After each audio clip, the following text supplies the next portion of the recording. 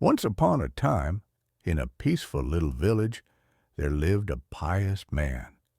He wasn't wealthy, but he had something very precious, a beautiful little lamb, who was like family to him.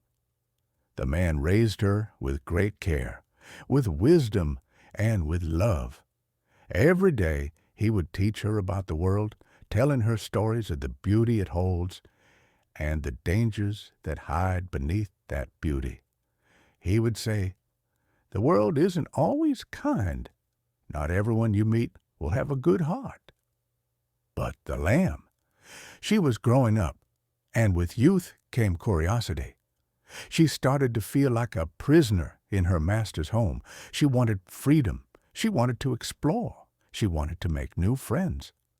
One day, she met another lamb, or so she thought.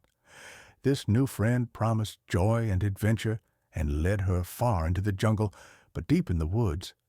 The friendly lamb changed. It wasn't a lamb at all. It was a jackal with sharp teeth and dark eyes. The poor little lamb stood frozen, her heart full of fear, her eyes filled with tears. In that final moment, she remembered her master's gentle words. But it was too late.